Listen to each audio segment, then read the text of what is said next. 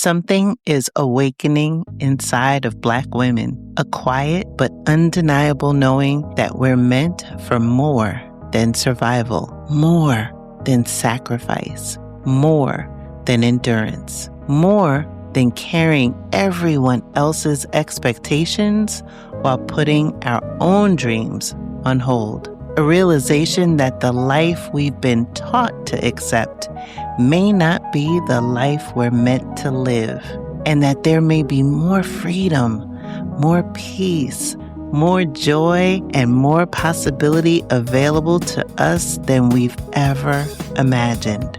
Because once you realize you have options, everything changes. I have a daughter who's nice and chocolatey, and I was like, what would her life be if I had to find her a school in this climate? When they were taking out critical race theory, when schools have become even more segregated. And from an educator's perspective, I'm seeing this, and as a parent and as a brown girl, I'm just thinking, I want my daughter not just to be the smart, strong Black woman that has all the degrees, and that's the only thing she can show up as her Black excellence. I want her to have dates. I want her to have a social life. I want her to only think about basic human things. And I was like, it probably won't be able to happen here at this time in this country right now. Not to say it can never happen, but I'm not going to put her as part of that test if we have other options. And so my husband and I became a lot more serious about what would it look like to move to Ghana. And I had studied there in college. So it was very kind of, full circle. Close your eyes and imagine living a life you love, unapologetic and unbothered, free from daily microaggressions from Karens and Kens, free from the fear of police brutality and systemic racism. Wouldn't that feel amazing? Now open your eyes. What if I told you that it's possible? Hear inspiring stories and get the actual blueprints from brothers and sisters of the diaspora who are living out their wildest dreams abroad. You've heard the term, now be inspired by the movement. I'm Krishan Wright, and this is Blaxit Global. I'm excited, y'all, for this episode of the Blaxit Global podcast because we are going to talk about some money in addition to moving abroad. So, who is my next guest, you might ask? Well, none other than Kara Stevens, the Frugal Feminista herself. Welcome to the Blaxit Global podcast, Kara. Thank you, Krishan. I'm so excited to be here. Oh, I'm excited to have you here. It's like I said, we're talking about two of my favorite topics, moving abroad and money.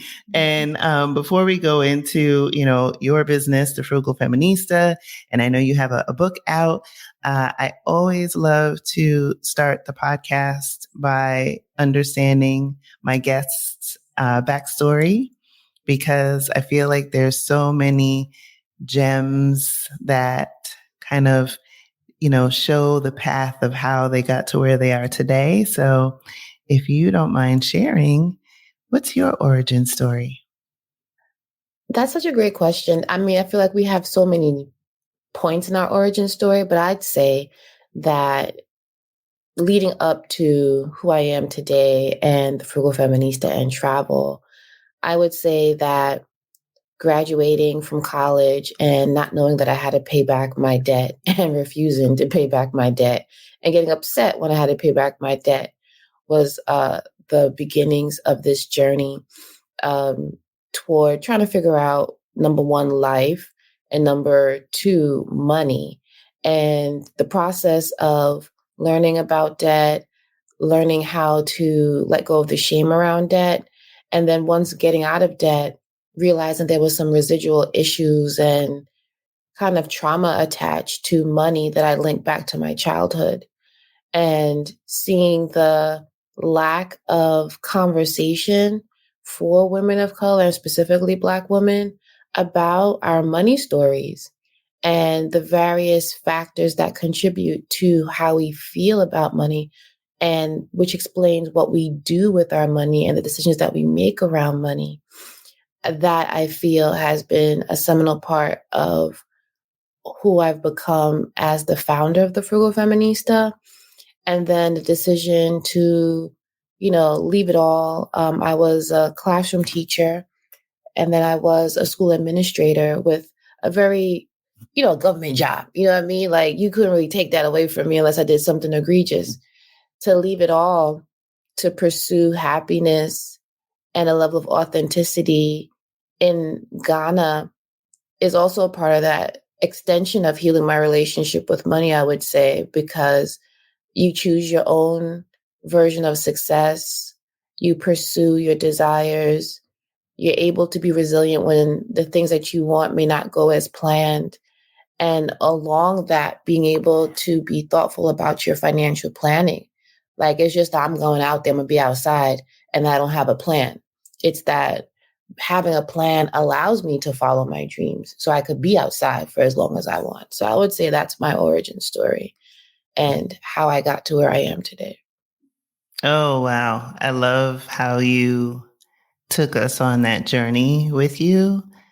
And there are a few points that you made that resonated with me.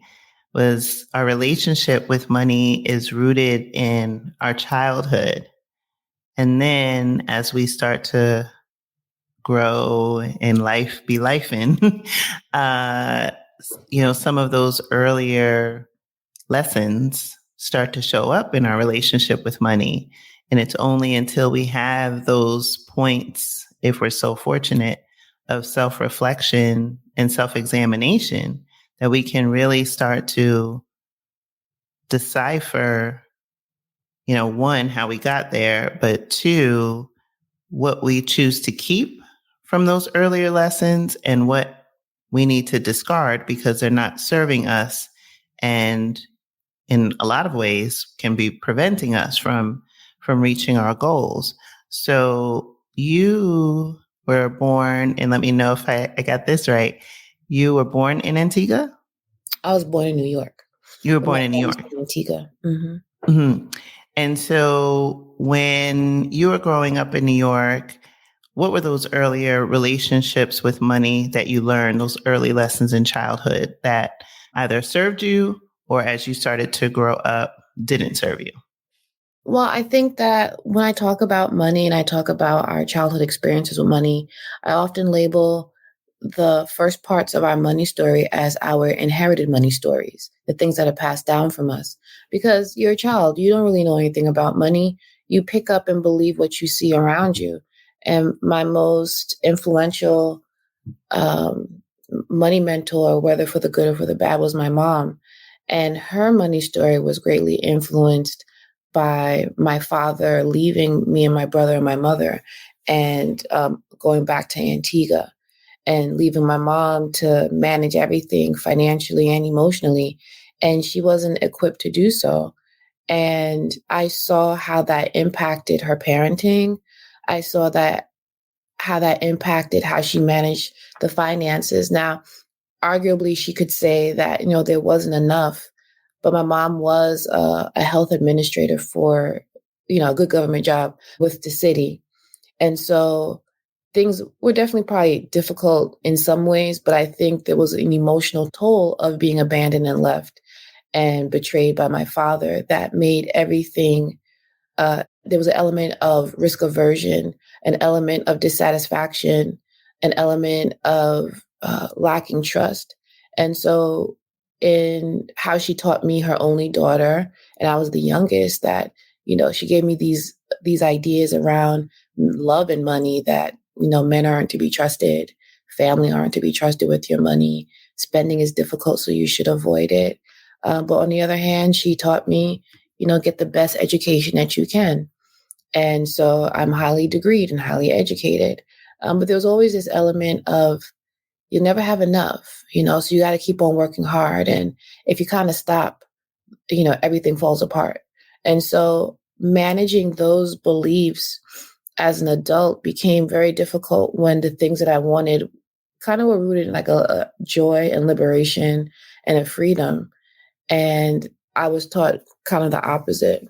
So I would say that those are some of the messages that I know many women, and specifically Black women, have been taught, basically being raised to be a soldier, in life, raised to be built out of brick and out of survival. But I'm just, in hindsight, and now that I have a daughter, I'm thinking, could love actually be the stronger force? If I teach her to be built out of love, fortified in love, could she get through life just as strongly, I have my fingers in quotes, as we do as when we're taught to be a strong Black woman, or redefining what strength is, with it being fortified and with a foundation of love, self-love, optimism, hope, and belief instead of this idea of scarcity. We'll be right back. Building a life overseas is about more than just choosing a country. It's about choosing yourself. That's why I created our newest guide, 7 Questions Every Black Woman Should Ask Herself Before Building a Life Overseas. Get your free copy through the link in this episode or visit blaxitglobal.com. Wow, that's powerful, because the strong Black woman trope has been around for a long, long time. Right. And some women carry that as a badge of honor, right? And I guess, fortify themselves in a way from that, right? It's like it's impenetrable. And I will freely admit, I held it up as a badge of honor and didn't let too many people get close to the squishy middle, right? The messy middle, because it was rooted in, trauma and scarcity and a lot of the things that you mentioned. And so that idea of, switching it to optimism, self-care, love, appreciation, that's in this season of life that I am enjoying now, and also in part to my children. But I think for me, what resonated with what you said is that's how you start to break these trauma bonds generationally. Is I don't like using the term generational curse. I think there's so many generational blessings that we have as people of the diaspora that we don't need to think about our existence as being a curse. That there are times where we can, or moments where we can choose to pass on, a new lesson, a new blessing, and not pass on these trauma bonds. We can break these trauma bonds and release ourselves and release future generations from that. So as you talked about like student loans and things like that.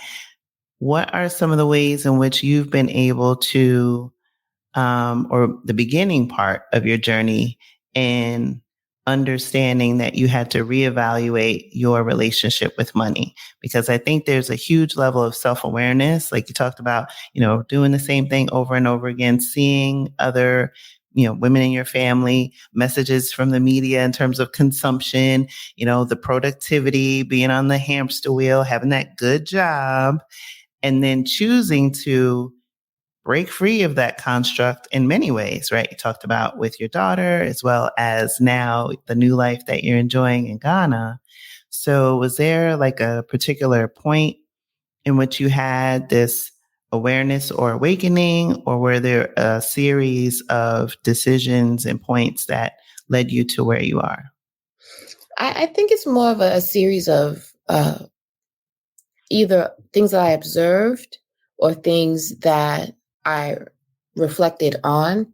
And I would say the first part was getting out of student loan debt, but then still having this fear around poverty, this fear around not having enough despite having evidence of the opposite. And so there's this concept in investing called risk capacity versus risk tolerance. And risk tolerance is how much you can emotionally afford to lose, right? And risk capacity is the actual number that you can afford to invest and possibly lose, so like in relation to risk. And I started to think about that, not in those terms, because I didn't know those terms, but when I was exposed to those terms, I began to say, wow, there's a difference between fact and perceived reality, right? Your capacity, you can have more than enough. But if you don't feel like you have enough, you don't have enough, right? You're not going to make the moves of someone that is in a position to, say, thrive. Even if you could thrive, if you could change how you think about where you are and what you have. And so I would say, in realizing that I have all the things that society says should make me happy, but I'm not, what do I need to do? And around that time, I was an assistant principal, and I was in a very difficult work environment, and I had a mini breakdown. I found myself crying a lot, and I started to go to therapy. I felt that I had gone back to like my home school that I would have gone to had I been a child, because I wanted to change my community. And it was a very toxic experience where I had very difficult situations that I had to be on the front line. And I felt I had to deal with foolishness because I was a Black woman and because I was saving my community. And who else, if not me, I could take, this harm. And I was also pregnant and the beginnings of my pregnancy. And I remember going home Christmas break and crying uncontrollably on the couch and trying to find a therapist. I was like, this can't go on. And it's only through therapy and just conversations about this relationship with giving so much, this relationship with feeling like you can put yourself in harm's way, this relationship that you can't really ask for support. That's where a lot of the other things started to make sense. Because if I was doing this in one area of my life, it's a high chance that I was doing it in other areas of my life, including how I manage money, right? So I was the last, I withheld, I didn't get myself even something like the large if I went, to get a drink. I always got the small. What if I wanted the large or the medium? Didn't even think to myself to get what I want. I got the bare minimum. And so that's one point. And then another point was I was still an assistant principal in a different school. And I had started the Frugal Feminista on the side. And that's when the numbers came in. I started realizing that what I was doing was actually having an impact on women. And I was getting opportunities to support other women. So I started to number the numbers. I was like, okay, let's do some numbers, right? If I feel like I've come to a certain point in my career as a school leader where I feel I've done the thing. I've supported students. I've got them to the best schools. I've helped principals. What do I really want? And now I'm in a position to, similar to the idea of tolerance and capacity, the gap had closed. I can technically afford to leave. Even if it is a risk, I've de-risked the situation. If I didn't have the perspective of having healed that part of me in a lot of ways, I might have stayed out of fear, right? And so that other big point was Trump was in office. It was all the things that we were seeing with the racial reckoning. And I said, I have a daughter who's nice and chocolatey. And I was like, what would her life be if I had to find her a school in this climate? When they were taking out critical race theory, when schools have become even more segregated. And from an educator's perspective, I'm seeing this, and as a parent and as a brown girl, I'm just thinking, I want my daughter not just to be the smart, strong Black woman that has all the degrees, and that's the only thing she can show up as her Black excellence. I want her to have dates. I want her to have a social life. I want her to only think about basic human things. And I was like, it probably won't be able to happen here at this time in this country right now. Not to say it can never happen, but I'm not going to put her as part of that test if we have other options. And so my husband and I became a lot more serious about what would it look like to move to Ghana. And I had studied there in college. So it was very kind of, full circle.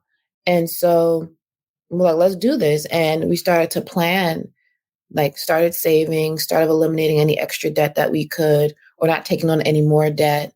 I started to use the Frugal Feminista. I even took a year off.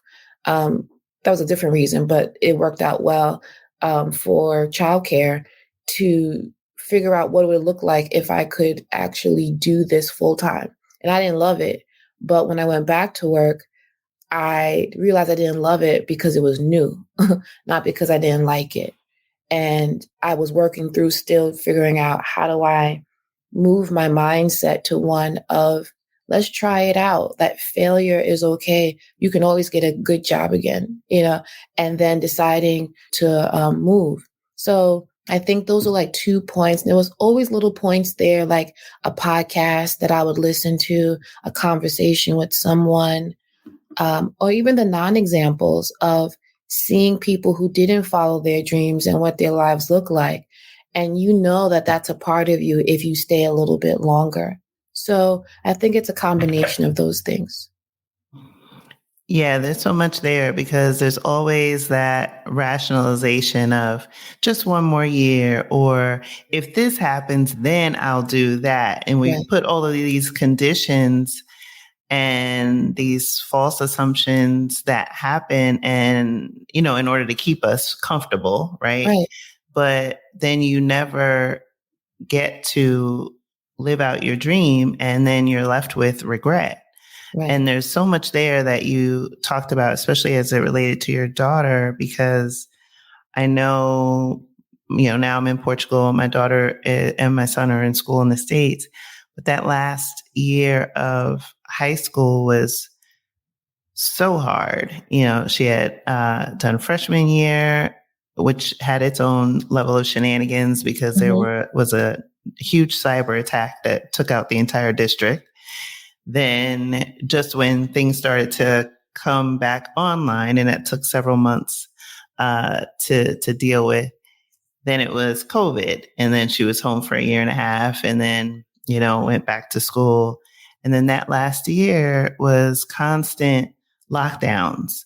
A teacher was attacked, was guns in the district or, supposed, and all of this chaos while trying to learn. And so students are feeling the pressure, educators are feeling the pressure, and we as a society are normalizing something that is not normal, which then reinforces that, or at least related to Black women, the strong Black women trope, as well as, productivity, global pandemic. Get your laptop, dress for the Zoom. Never mind that the kids aren't in school. Like, just keep on showing up for capitalism. Keep on doing what you're supposed to do.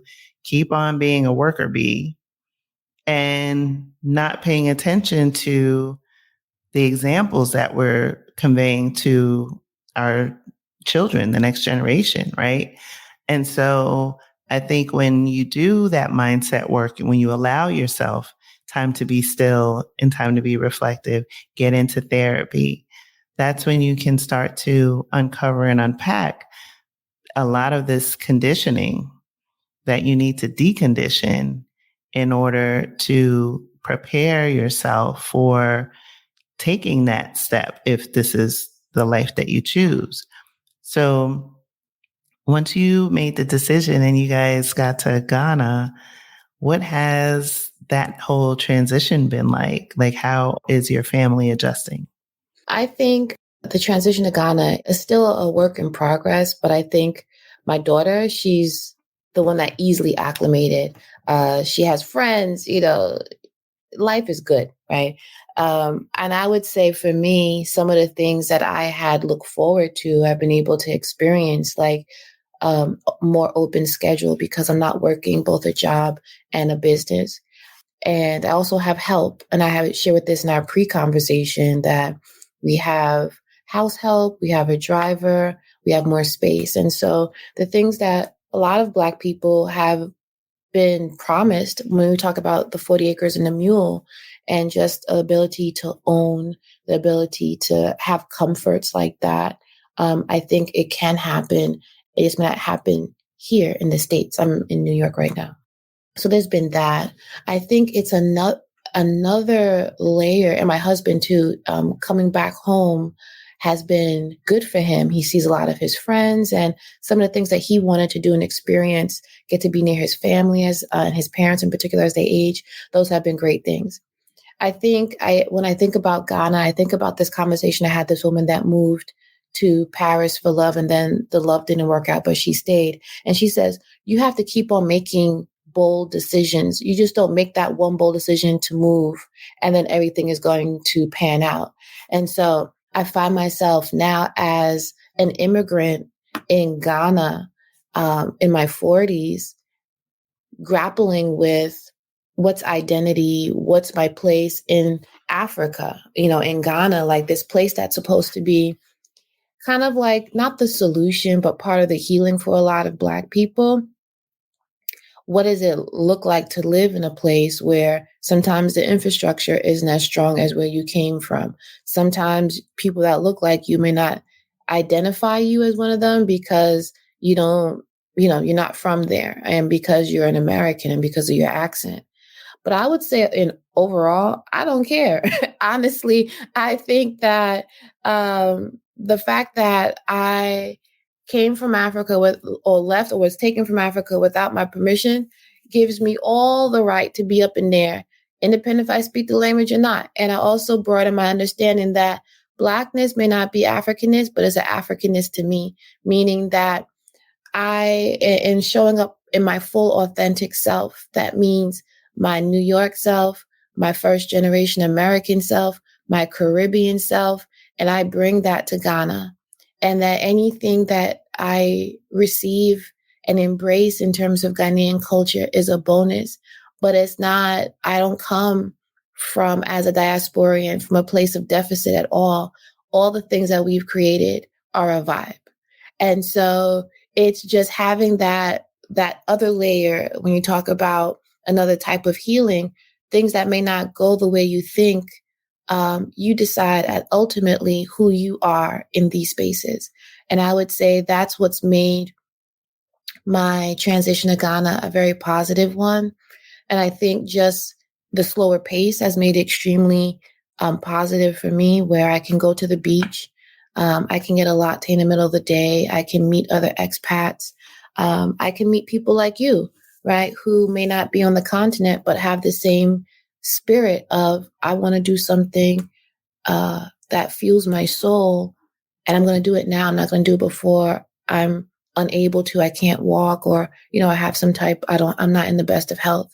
And so I would say that, and you would think that, I used to think that when I got to Ghana, I'll be like business deal. And then, I'm snapping my fingers. I'll be moving and shaking. And I'm like, that's not what I want. I want to first transition into just, figuring out the curtain situation in my house, get some furniture, figure out, make some friends, find community, and then we can decide. But it's really been a beautiful part of this larger healing, and why travel can be so important, just to remove yourself from the spaces that don't allow you to think. And when we talk about capitalism, the focus on productivity and what you do, it's hard for you to solve your life's problems if you're focusing on making money for somebody else. And not to say that it's not important to have a job. That's not what I'm saying. What I'm saying is, even when they talk about self-care, and people have their various definitions, but the time that you take just to wind down allows you to process information to solve problems, bigger problems. But if you're so distracted and inundated with information that really isn't that important in the larger scheme of things, it becomes very difficult to suss out what's really important and make space to actually process it. That's so true, because I'll use the States as an example. It's just so many times people's identity is rooted and so attached to what they do for a living. My job, my company, right? And it's where they conflate their intrinsic value with the extrinsic, how much they make, what that title is, where they did. So all of these things, or what projects they're working on, all of these things are for the benefit of another. And, usually not you get a small portion of that, if anything at all, but there's this conflating it. And so it's oftentimes the case that we don't have the time, or we're not afforded the time to ask those questions that you asked, which was like, why, right? Just start with why am I doing this? How did I get here? What do I want? And then as you're starting to pull back the layers of that, then you're able to see like, okay, do I want to carry that hustle and grind into this new chapter that everything is new, whole blank slate? You have family, you're building relationships with community. Do you need to or want to do that? Or do you take time to go to the beach, to have help, to, live out whatever pursuit that you want? And that's what I love about what you're doing in this chapter of your life, but also how you've dedicated your platform to helping other Black women do the same. So I want to give some time to talk about your book, because I think that is the, really the genesis of two things coming together. So if you wouldn't mind sharing about that, that would be fantastic. Thank you. So I think that I wrote Heal Your Relationship with Money a few years ago, but I'm doing a relaunch because, one, I was working, and working doesn't allow you sometimes the opportunity to really give something that's important to you the time and the space to be talked about. And so I've also made updates in the book, Heal Your Relationship with Money. There's quizzes, there's downloads, there's just other resources to really help you get through really understanding what your relationship with money is based on the past, and then creating the space for you to reflect on how do those beliefs actually serve you or not serve you. And in that, what is your true financial voice? Because it's always been there, been trying to tell you. And how can you strengthen and turn up the volume on that voice? And if you were to actually listen to that voice, what would the systems and structures in your financial world look like as a result?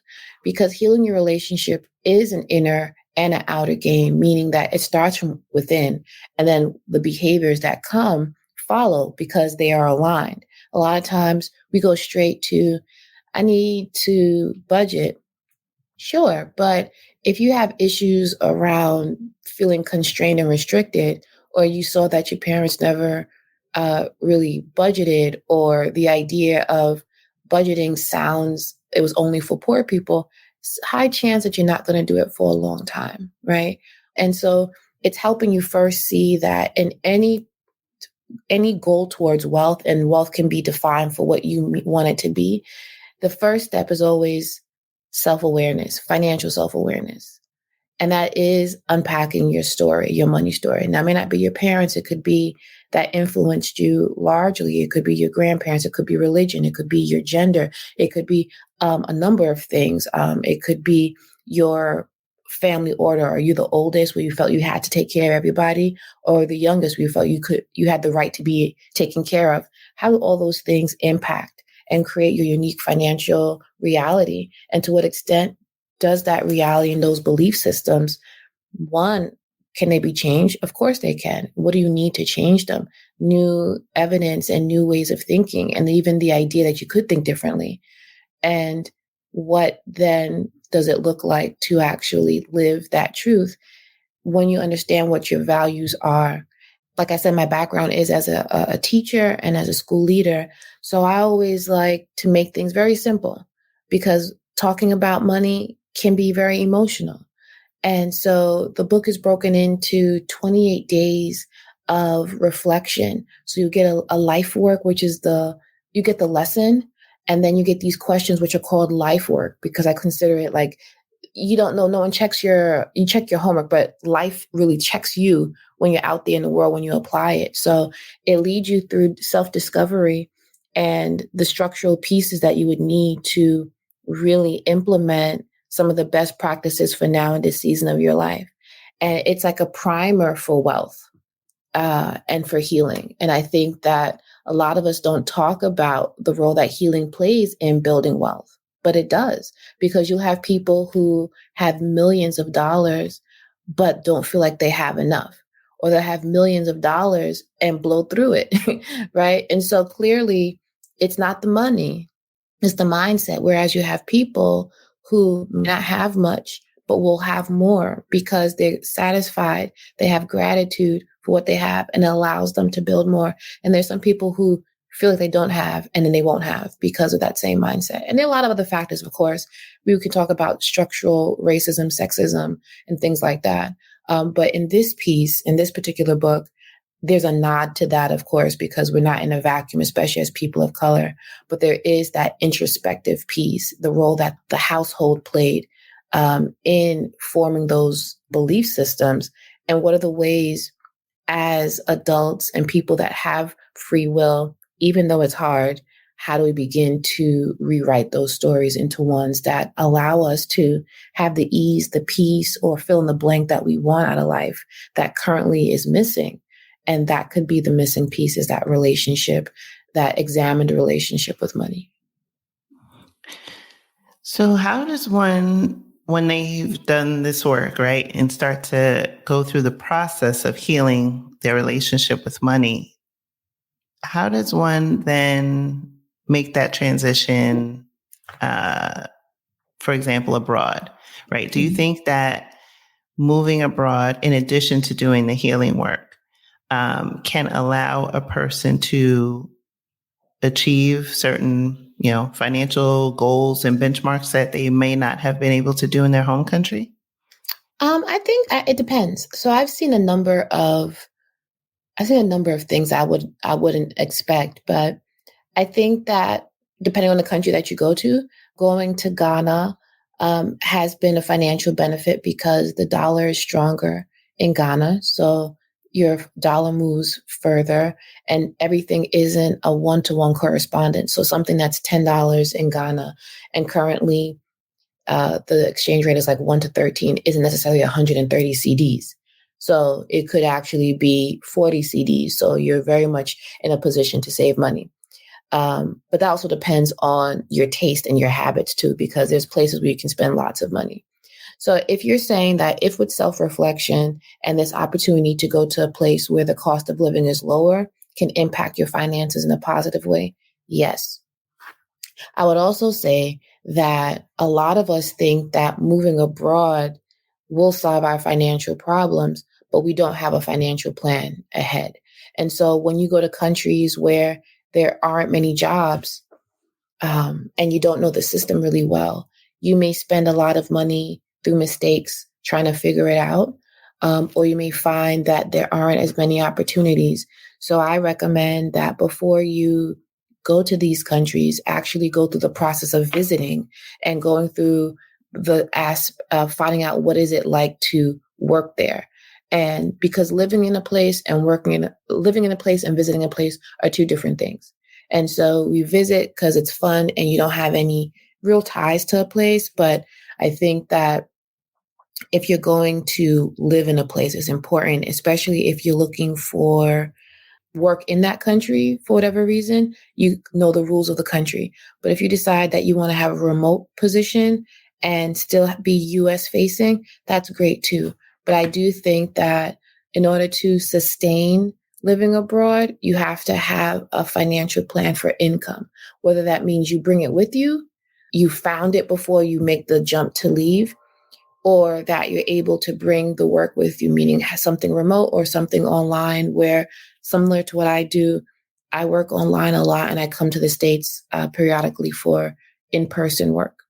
And with that, banking can be very different in other countries, and you've had the benefit of having multiple experiences. Mm-hmm. What are the things that you've experienced maybe in the banking system in Ghana that you find is better than the system in the US, as well as maybe some of the challenges? I'll be transparent with this one.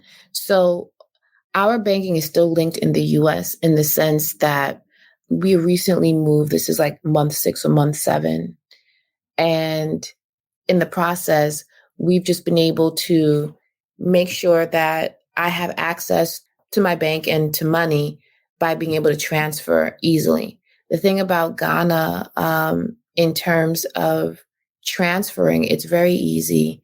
I would say that's kind of on par with any other institution internationally. I would also say that banking in Ghana, in terms of being able to access your money, be able to deposit money, I don't see any difference between here and any other place that I've been. I will say, though, that interest rates are a lot higher for mortgages.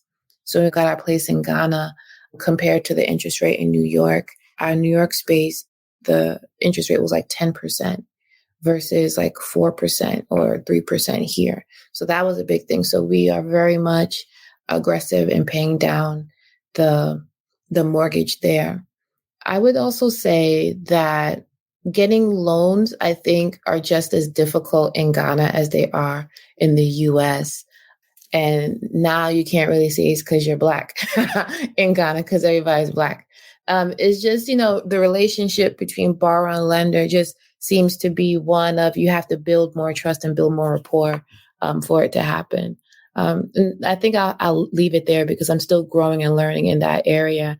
But in general, I've never had problems accessing my money, never had exorbitant fees. See that it's important to pay down your mortgage very quickly because there's a high interest rate. Yeah, that interest rate is very high. And I'm curious, just even though like I know you're in the early stages of your journey, I would imagine that, you talked about building trust and building a relationship. Is it where, you have a relationship with your bank or banker? Or is it like, when I go to the bank in the States, they don't know me from Boo. But I find here in Portugal, like, they're like, oh, hey, and like you build a relationship with the banker. Yeah, I'd say this. I have a small bank in New York where they're like, hey, I know you, you've been here for years. I think it depends on if you want like a community bank or a credit union. I think that definitely matters. In Ghana is very relational in a sense, in that it's, who you know, if they know your family and things like that. And so a lot of the relationship building was through my husband's family, like because his parents are there. And also because he's there and because his friends who never left are now older and they're in positions of influence that he's able to get people to help him and maneuver and things like that. And also the fact that you bring US dollars doesn't hurt either.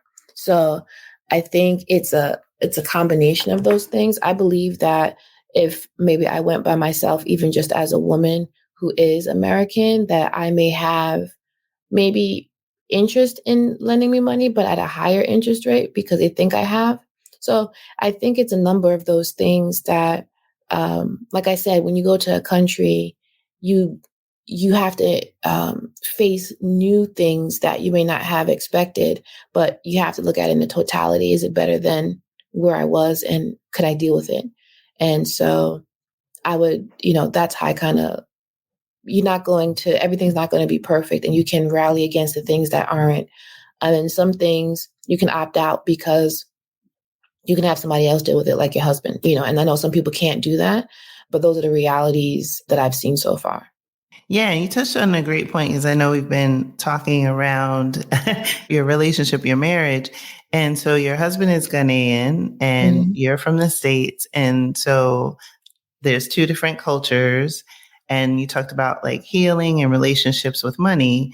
So that's like an individual. So when you have a couple come together and they may have a different relationship with money, how have you all, I guess, had discussed, either your money story or your philosophy individually with money and then together as a unit? Because I think that would be helpful for people. Like I'm a singleton, but at some point I may meet my match.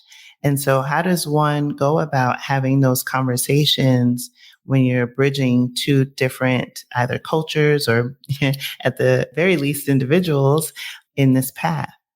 Well, my husband and I dated, we dated in New York, and he has very much been in New York for many years. So he has a combination or sensitivity to at least American sensibilities. And also his perspective on money is very much an anti-capitalist. So he's not easily swayed to buy. I mean, I buy more stuff than he does, and I'm the frugal feminista. So it's sometimes I'm like, can you just kind of get rid of that shirt? It's bothering me. That has like holes in it. He's like, no, but it works. I'm just like, please, sir, I beg. So I think that in general, as individuals, we have similar approaches to just handling money. And then what I found is in our respective money stories, because he's the only boy in his family amongst sisters, there are roles culturally that he may play financially that I have to allow for because it's cultural without it taking away from our longer financial goals. And so those are conversations that are had. And then I would say on a higher level, it's being able to have shared goals. And what are our shared goals as a couple? So it is to have peace in our household around money. That's one, and it's two, to build wealth in a way. In particular, my husband, he really didn't like how much I worked, if, I'm being honest, especially when I had two things. So it's working in a way that doesn't make us grow distant. So that's another financial goal, even though it doesn't seem like one, but it's a very much one for a couple. And then 4 or 3 is that we, pay off our home, we grow wealth, we have money for our daughter, and we have time and money to enjoy the things that we enjoy. That coupled with our individual goals. Like, I want to travel to, I'm Antiguan, I want to go to Carnival. He's like, what's that? And I'm like, you don't have to worry about it. I'm going, right? So I have my own money for that. And so knowing that who I am as a woman that comes to a marriage that has worked, that has built her own wealth with him as well, we're able to figure out what's for both of us and what's for each of us. And once you're able to do that, I think you find harmony in your marriage. I don't think of my husband, because he's a man, as the leader of the household, though he does a lot of money management in certain ways. I think there's trust when it comes to how we manage money. We don't have side accounts. Or at least I don't know. Maybe he does, but he's really good at hiding it. Just kidding. But still, you know what I'm saying? Like, there's just this overall sense of peace that if I put my hand in the pot, there's money going to be there because we put it there, and it won't go to someplace else. And I think those are the beginning parts of that. And I will also say, when we were engaged, we bought a book called 100 Hard Questions. And at that time in my life, I was really about my money. So I flipped to the section on money. So I was like, so what's your credit? And I kind of went down a list of things. So I was, I've always been a straight shooter with those kinds of things. So I was like, okay, he passed the test for the first part. So more than likely we could figure out the rest. But it was never a conversation that wasn't going to be had or wasn't had. It was part of who we were. And I think that's been helpful in the long run, because not that our finances are on autopilot, but as we go to a new place, and this is the thing too, like not the power shift, but in terms of how money is moving now, because he took the lead in buying the home and in taking care of everything, because he's Ghanaian, a lot of things he's taken the lead with, where normally it'll be a shared experience, but I trust him. And I know that we have conversations about where things are, what things have to be done. And once we get stabilized, I'll be able to have more of a partnership approach. So sometimes it's not 50-50, and that's okay, because in the past, you've created a foundation where, things can go one way or the other. I appreciate the transparency, because it's so helpful to hear, particularly like if you come from a background that you didn't have those examples. And so, having those conversations, or even the idea of having those conversations, can feel, awkward. And how do you choose the right time and open the door to those conversations? And so I like that you had a toolkit of resources and examples at how you approached it and continue to approach it in your marriage as you both adjust to your new lives there. So as we start to close, Kara, what can we expect next from the Frugal Feminista? I think in addition to heal your relationship with money, what I'm working on is a membership or cohort experience for women of color who are in debt and who want to get out of debt. It's called the Debt-Free Society. And it's a safe space to be seen and heard, to get out of debt in a way that offers you the emotional support and, of course, the financial and strategic template and blueprint for living a debt-free life. So you can become who you want. I mean, you always can be who you want to be, but without the financial burden, so you can actually move and elevate. And so that's one of the projects that I'm really excited about. And I think I'll be having a couple of workshops coming down the pike in terms of those of us that have a side hustle and want to grow it to a 6-figure side hustle. I'll share my 6-step process and 6-step system of how I've done that and to help others. And, I'm around on Instagram at Frugal Feminista, on LinkedIn, Kara Stevens, and on Facebook, The Frugal Feminista. If, you want to connect and drop a line about how this episode supported you and find out about our resources. And I will leave a link to the first couple of days of the book so your community can have it for free. Oh, thank you so much. This is awesome. When I was in the beginning of my journey and getting out of debt, I wish I had, this connection.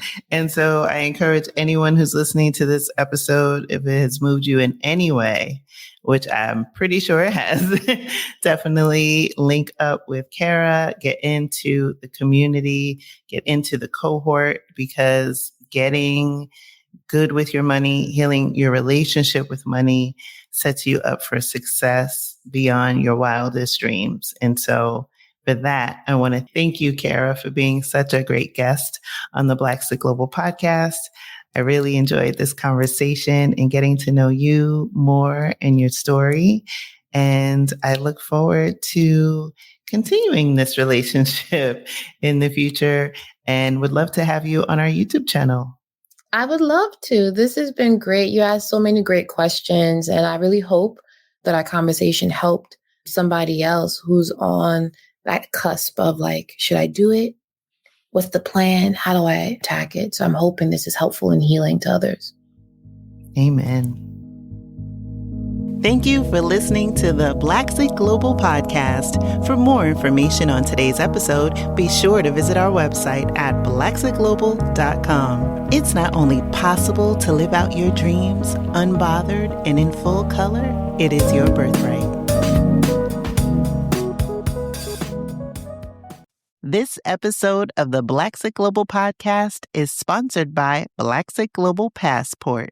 At some point, the question stops being, can I move abroad? And becomes, what's possible for my life? Passport is where Black women from around the world come together to explore new possibilities, navigate life abroad, and create lives that feel bigger than the ones they were told to settle for. Because the goal was never just to move. The goal is to expand what feels possible. Visit blaxitglobal.com and click community to begin your next chapter.